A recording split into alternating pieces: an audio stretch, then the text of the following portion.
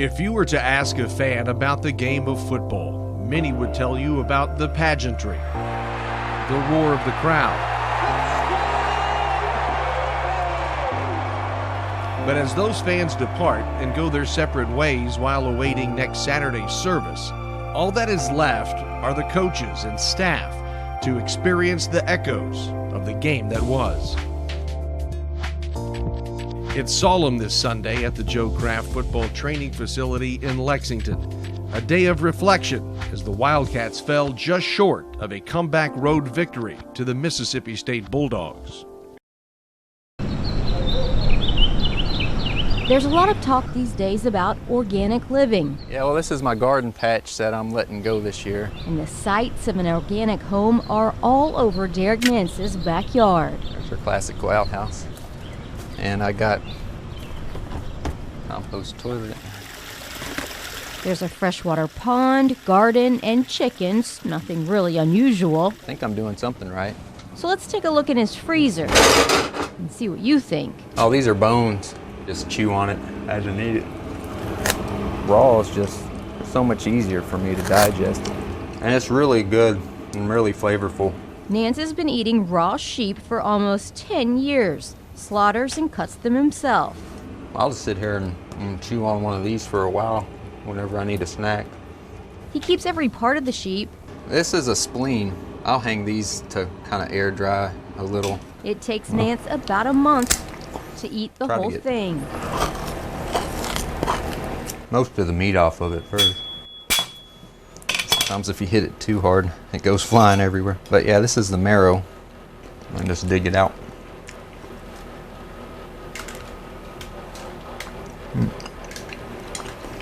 Yeah, this is real good.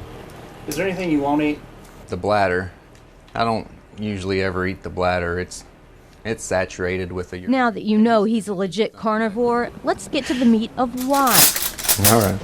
Nance grew up with a relatively common childhood illnesses and viruses, but he says his was worse, and by the time he was 20, the symptoms were more severe. He was down to 150 pounds and diagnosed with chronic fatigue syndrome. I started studying other people who were into the raw aspect, and they said that the vitamins and nutrients and minerals and everything is more intact raw, and it's better and easier for the body to digest.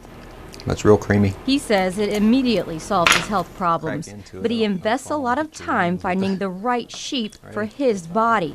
I go out to the farm and I try to source local, organic, grass-fed, pasture-raised directly from the source, because I just need to see for myself where the animals come from. He slaughters the sheep on the farm if the farm owner is okay with it. Otherwise, he kills his food in his backyard. As far as I know, there's nothing that I'm doing that's wrong, and I've been doing it for the last 10 years. According to the Lexington Fayette Ordinance, it looks like he's not doing anything illegal. He can slaughter sheep in his backyard because he has a fence up, and he doesn't force his 4 children to eat raw meat either. My daughters will eat some raw meat, and they like it, and they like drinking eggs and stuff like that, but I don't strictly, push it on them, so they're free to decide. And that's the thing about Derek Nance. He's not pushing sheep-eating propaganda on anyone, but it's a thing, and he's the proof. It might work. Or if you wanted to get... Good luck.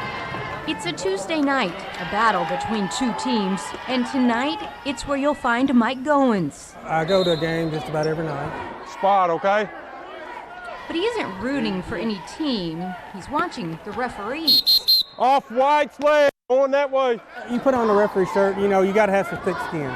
You know that. Are we in a position where we won't have high school sports because of the lack of officials? I think it needs to change. If it keeps going in the direction it's going now, it's hard to say in a few years there won't be enough officials to actually do the game. Get out of the lane, get out of the lane. Tonight, Goins picked a varsity doubleheader to sit through, girls first, between Clark and Bourbon counties. This is one of 64 games going on simultaneously in his area. Jump ball. Goins is in charge of assigning the officials for each and every game from middle school to varsity. Well, I had to tell a school today they wanted to add a game tonight and said, no, we don't have any available. I got to have 2 go. And that statement is a symptom of the reason for this point-blank op-ed, saying in part, Mom and Dad, cool it. We need to take a shot across the bow. Let's get everybody's attention. Because otherwise, this thing that we're the only people in the world that do the way we do, which is high school sport, we're going to lose. Because we won't have anybody to referee the games. Kentucky High School Athletics Association Commissioner Julian Tackett co-wrote the op-ed, saying more than 75% of all high school officials say adult behavior is the reason they hung up the whistle. I think that we as a society have accepted the fact that not only should you be negative, but you should be negative loudly. Parents getting fired up and sometimes out of control on officials and coaches isn't new.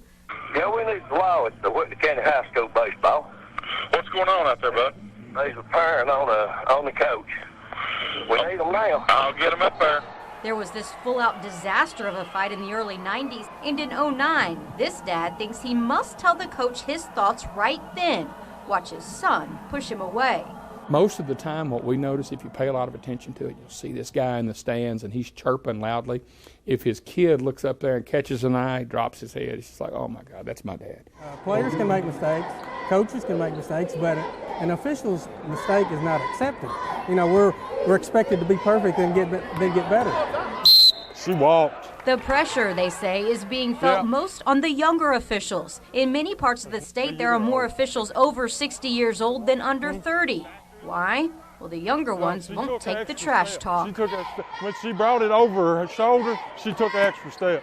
What I think's missing, and this is my own personal opinion, is there was a time when that did go on and the school administrator stepped up and said, you're not going to do that. The administrator, the principals, you know, we got to have support from them. And, you know, if we don't feel like we have their back is up, you know, that's not a real good feeling for the officials. Well, probably because they're scared of the parents. Well, that's true. And we had a couple of situations where the school administrators, ADs, were afraid to remove the parents because they were afraid of their safety. If she could make a layup and there was contact, you could get an ambulance. Yeah, no, there's no contact whatsoever. If you haven't been a part of a school-age game lately, you might have forgotten that rush of excitement, of teamwork and integrity. Mike Goins watches it every night. It's a lesson about life for the players on the court. Ironic that the ones hurting them most are their biggest fans in the stands. They're not cleaner when you win and dirty when you lose. Yeah, that's true. I mean, that's kind of the way it is. You know, it's whatever it is, you know. Bad part is when you lose, they're usually dirtier. No, see, I think when we win, they're dirtier. Position, it depends on the position. You can tell some of them if there's dirt on the back. Man, good. I think a lot of people don't understand just how much work goes into the equipment each week for the football team. We've got to stripe all the helmets, we've got to decal them, clean them. With the chromes, what we'll do is chromes, we'll just use a microfiber cloth, wipe them down. Also, you're going to get some nicks in it, which is fine. Too many nicks, we'll switch it out. You know, we kind of want to always make it look new. We want to have the cleanest, nicest looking helmet out there. So, you know, they'll clean that, and then we'll come in, we'll stripe the helmet. We'll put the UKs, the UCs, we call them the UCs. So we'll UC them up. And then on the back, as you look, we're going to put the American flag under their number, so it's the state with their number. Warning sticker goes down. And then we'll put the SEC logo. It's a good amount, it's a lot. It's luckily we have 15 students. So with me and my boss Tom, 15 students helps out a lot. We get a lot done that way.